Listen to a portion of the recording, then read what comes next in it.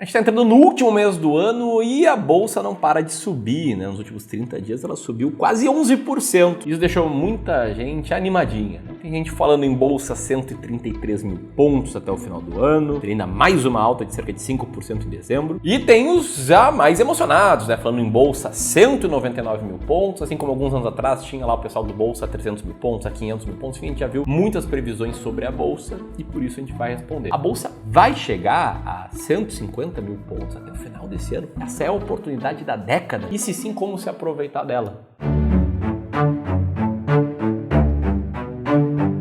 E Filipão, diz aí, tá? Qual o contexto dessa história aí de bolsa bombando em um mês? Primeiro de tudo, a gente precisa lembrar dos últimos 2, 3 anos ali para quem investe em bolsa. De agosto de 2021 até o finzinho aqui desse ano de 2023, a gente viu a bolsa praticamente ficar de lado. Ela subia, caía e ficou basicamente no 0 a 0.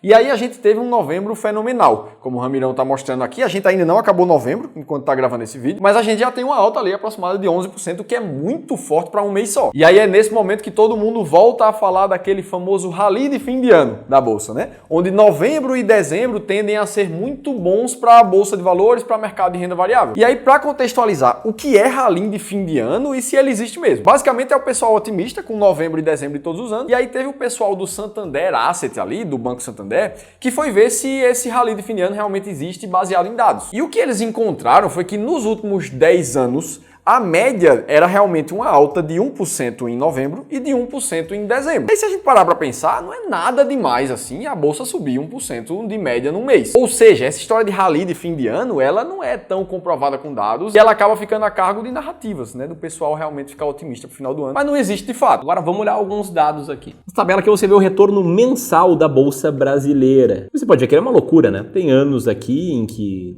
no final do mês a bolsa chegou a cair 38%, mas que subiu bem em novembro.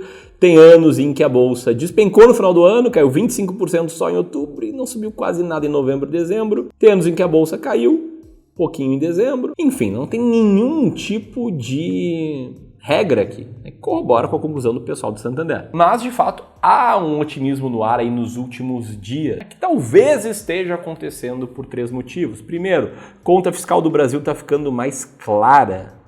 Tem gente mais otimista com isso. Segundo, a inflação, tanto no Brasil quanto nos Estados Unidos, dando sinais de controle que tende a reduzir os juros, que tendem a não criar uma recessão tão grande no ano que vem quanto antes era previsto. Vai ser um ano de recessão, mas isso já estava nos preços, como eu expliquei no vídeo recentemente aqui do canal. E por fim, a bolsa segue num dos patamares mais baratos da história. Como assim, meu? Ela já teve a 130 mil pontos em 2021. Quando a gente fala que tá barato, não é a cotação por si só, e sim a relação entre o lucro das empresas e a cotação. Ainda assim, como é que os analistas fazem a projeção de onde a bolsa pode chegar? Eles analisam uma série de contextos para fazer esse cálculo. Vou pedir para o Filipão explicar, né, como é que é feito esse cálculo aqui. Basicamente, os analistas fazem o famoso valuation, né? Tenta encontrar quanto é que é o valor justo da bolsa daqui para um determinado período de tempo. E basicamente, eles fazem isso baseados em premissas. Eles precisam pensar, quanto é que eu acho que o preço do petróleo pode bater, ou o que é que eu acho que a expansão da empresa A ou B vai fazer, se o lucro dela vai subir nos próximos meses.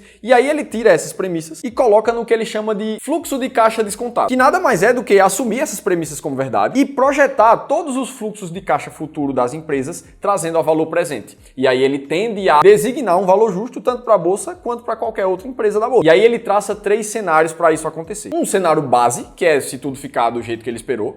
Um cenário positivo, que é se tudo der mais certo ainda do que ele esperou, e um cenário mais negativo, que é o oposto, caso muita coisa ruim aconteça no meio do caminho. E no fringir dos ovos, isso aqui nada mais é do que um processo do que o ser humano tentando prever o futuro. E as premissas, elas são sempre baseadas em algo que vai acontecer no futuro. Dito isso, né, muito bem explicado, Filipão, a grande pergunta é o que vai acontecer? Bolsa vai chegar aos 150 mil pontos? E se sim, até o final de 2023? Vamos dar a resposta para as duas perguntas, tá? Sim, a bolsa vai chegar aos 150 mil pontos. A bolsa é uma classe de ativos que tende a ter uma performance boa com o passar do tempo. Olha o gráfico de evolução da bolsa que você percebe, né, que ela sobe caindo com o passar do tempo. Agora, ela vai chegar aos 150 mil pontos ao final de 2023? Rapaz, quem tem essa resposta deveria ser a pessoa mais rica do nunca. Essa pessoa iria enriquecer muito, muito rápido. Ela consegue prever o que vai acontecer em poucos dias. E o máximo que eu posso te fazer aqui é te ajudar a calcular com dados. O que a gente tem é o seguinte: em períodos de 20 anos, né, 240 meses seguidos, sempre a bolsa trouxe retorno positivo. Isso de 1996 até hoje. E em períodos menores, de 10 anos, 120 meses seguidos,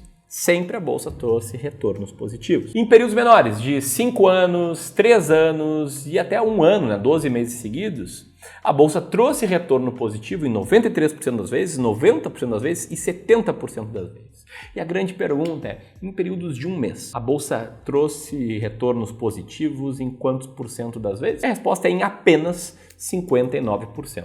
Então o que a gente tem aqui? Tá? Tem uma chance de cerca de 59% e 60% da bolsa subir em dezembro. Agora, subir mais 5% seria 1, subir, 60% de chance, e 2, subir mais do que a média dos meses, que é uma chance menor. Então eu acho que não chega a 150 mil pontos ao final do ano. Eu vou contra aí muitos analistas um pouco mais otimistas, mas acredito que sim, o caminho de longo prazo é alto. E lembrando, né, Ramirão, se a gente olha para o gráfico do Ibovespa, puxando ali desde 1960 mais ou menos, o que a gente vê é que quando tem um ciclo de alta na bolsa que o pessoal aproveita, a bolsa entrega muito valor também. Então, por exemplo, ali entre 1990 e 1996, foram 7 anos seguidos em que a bolsa entregou 29 vezes o valor investido, isso aqui já em dólar. Ali entre os anos de 2003 e 2008, mais ou menos, foram 18 vezes. E aí o cara começa a fazer conta, né? Pega o teu patrimônio investido em ações, multiplica por 18 vezes ali, é o retorno que foi entregue. Sempre lembrando, tá, que o Filipão mostrou aqui o índice Ibovespa, sendo que tem algumas ações que têm uma performance maior de valorização. As ações estão mais descontadas, as ações são mais baratas. O Ibovespa dá um peso aí para cada empresa de acordo com o seu tamanho, que é diferente da sua atratividade. Eu acredito que quem tem mais potencial de retorno investindo na bolsa no longo prazo é o cara que compra consistentemente ações baratas, sabendo quais ações comprar, sabendo quando comprar e sabendo quando vender. Eu acredito muito aqui, tá, que o cara que montar uma cesta de ações baratas vai ter uma performance melhor, e não só por crença minha, não só por um otimismo meu, mas sim por conta de estudos empíricos. Esse gráfico aqui do livro Investindo em Ações no Longo Prazo mostrou que cestas de ações mais baratas têm retorno maior do que cestas de ações mais caras. E mais, tá, uma ação barata, ela já tem um pessimismo embutido no preço. Então, se a vida dessa empresa não for tão difícil quanto estavam prevendo, ela tem que ter uma performance melhor. Diferentemente de uma ação cara em que o otimismo já está embutido no preço, como o caso da VEG. É uma ação cara que subiu muito no passado, mas que atualmente, né, tá lá em número 148 no nosso ranking de ações baratas. E mesmo soltando bons resultados, como os múltiplos estavam muito esticados, estavam projetando um futuro ainda melhor, com a alta no lucro sendo abaixo do esperado pelo mercado, a ação acabou despencando e caindo aí cerca de 15% nos últimos 6 meses. Assim como existem casos contrários, né, como o da Valid, que estava bastante barato, teve resultados melhores do que o esperado e subiu bastante. Ela subiu aí só nesse ano de R$8 aí por ação para cerca de R$18 por ação. Aliás, se você quiser conhecer a nossa forma de investir em ações baratas, a nossa estratégia, o passo a passo dela, e conhecer 10 ações baratas que passam pelos nossos critérios, a gente está disponibilizando de forma gratuita um e-book chamado As Ações Mais Baratas da Bolsa. Você não tem nada a perder se você baixar ele. Primeiro link aqui na descrição. Importante você baixar ele, mas também ouvir a resposta para uma pergunta comum, que é tipo... Pô, pessoal, então o caminho é investir tudo em ações baratas e pronto? E a nossa resposta é não. É um cara que investe só em ações, mesmo tendo um bom potencial de retorno, ele corre muito mais risco. Esse cara aqui tem que estar preparado para passar 5, 6 anos perdendo dinheiro e quase ninguém está preparado para isso. Por isso o caminho é diversificar, é não colocar todos os ovos na mesma cesta. É ter ações, mas ter também ações norte-americanas, renda fixa, fundos imobiliários, etc. Sim, pode ser mais complexo, sim, pode tomar mais tempo no investidor, pode, mas vai reduzir muito o risco. E se você acha que investir assim toma bastante tempo, então você precisa conhecer uma forma de ter alguém te auxiliando a investir melhor. É isso que a gente faz aqui para os nossos clientes, nosso serviço de Wealth, e ele começa, a primeira etapa dele é uma amostra gratuita, uma conversa sem compromisso, nós contigo. A gente vai dar uma olhada na tua carteira, vai ver o que dá para melhorar, vai ver o que tá bom, vai fazer sugestões de alterações. E você pode fazer uma aplicação dessa sessão de análise de carteira apertando nesse botão aqui. A gente acompanha as aplicações, liga para algumas pessoas que aplicaram para agendar nossa conversa. O serviço é ideal para quem tem patrimônio maior, acima de 500 mil, 1 milhão, 5 milhões, 10 milhões ou mais, a gente consegue atender muito, mas muito bem. Beleza? O link vai estar aqui, como eu falei. O link, nosso e-book gratuito também. E aqui um vídeo bastante complementar a esse. Era isso, um grande abraço e até mais!